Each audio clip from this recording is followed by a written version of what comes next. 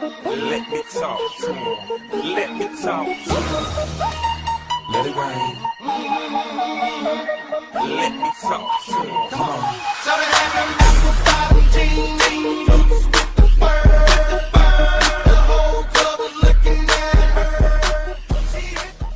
Share this. Hurricane Irma regains strength as Category 4 storm as it nears Florida. Hurricane Irma regains strength as Category 4 storm as it nears Florida. Hurricane Irma regains strength as Category 4 storm as it nears Florida. Petersburg, Florida.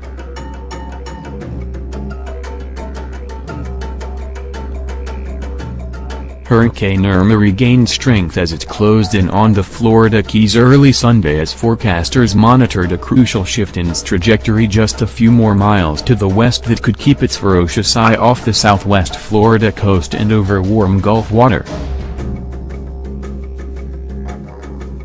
The hurricane re-strengthened to Category 4 status with maximum sustained winds near 130 miles per hour, 210 kph. The U.S.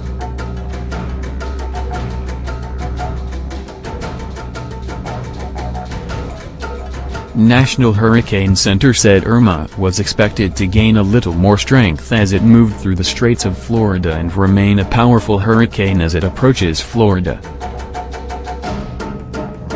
Tens of thousands of people huddling in shelters watched for updates as the storm swung to the west, now potentially sparing Tampa as well. Miami, the catastrophic head-on blow forecasters had been warning about for days.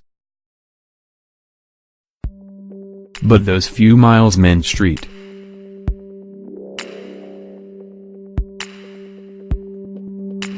Petersburg could get a direct hit, rather than its more populous twin across Tampa Bay.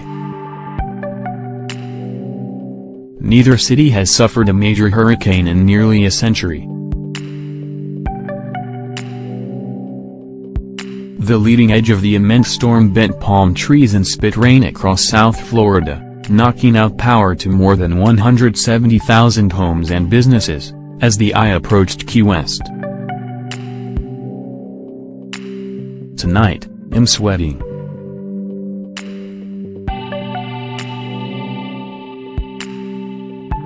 Tonight I'm scared to death, said 60-year-old Carol Walterson Stroud, who sought refuge in a senior center in Florida's southernmost city with her husband, granddaughter and dog.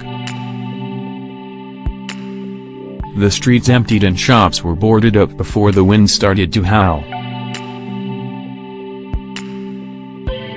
Florida Gov.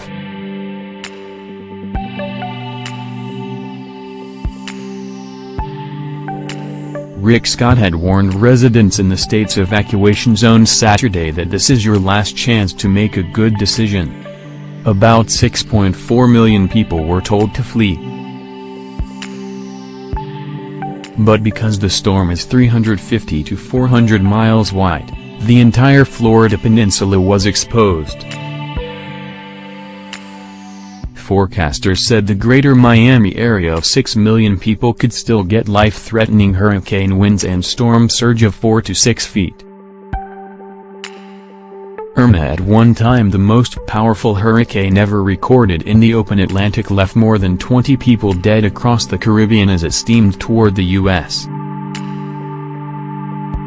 Its winds dropped to Category 3, down considerably from their peak of 185 miles per hour, 300 kph, earlier in the week. But as it moved north over the Gulf of Mexico's bathtub warm water of nearly 90 degrees, it was expected to regain strength. Meteorologists predicted Irma would plow into the Tampa Bay area Monday morning. The area has not been struck by a major hurricane since 1921, when its population was about 10,000, National Hurricane Center spokesman Dennis Feltgen said. Now around 3 million people live there.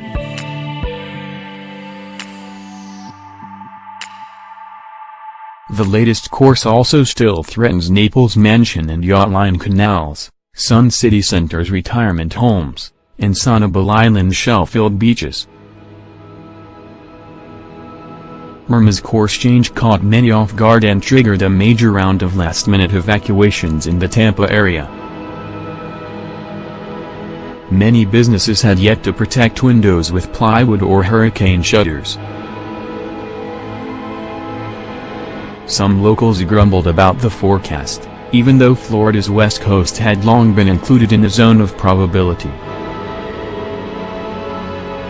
For 5 days, we were told it was going to be on the east coast, and then 24 hours before it hits, we're now told it's coming up the west coast, said Jeff Bierbaum, a 52-year-old entrepreneur in St. Petersburg.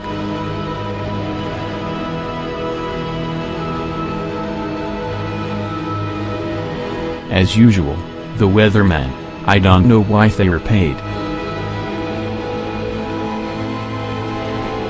Nearly the entire Florida coastline remained under hurricane watches and warnings, and the latest projections could shift again, sparing or savaging other parts of the state. Forecasters warned of storm surge as high as 15 feet, 5 meters.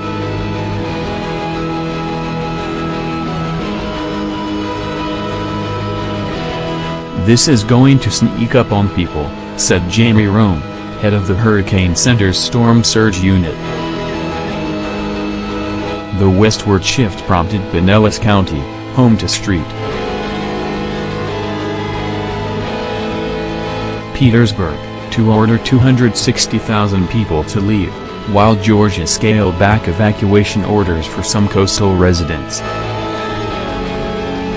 Motorists heading inland from the Tampa area were allowed to drive on the shoulders.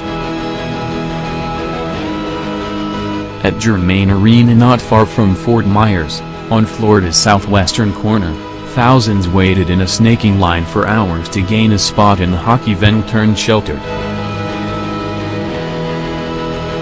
"We'll never get in," Jamila Bartley lamented in the parking lot. The governor activated all 7,000 members of the Florida National Guard, and 30,000 guardsmen from elsewhere were on standby.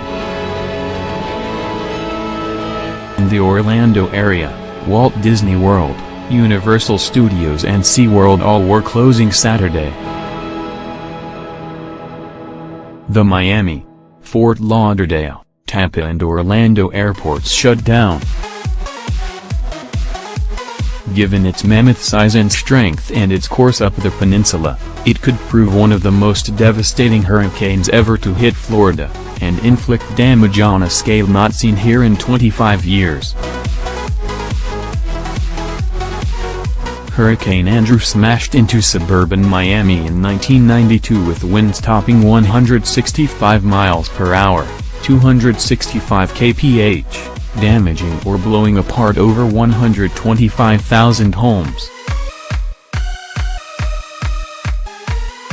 The damage in Florida totaled $26 billion, and at least 40 people died.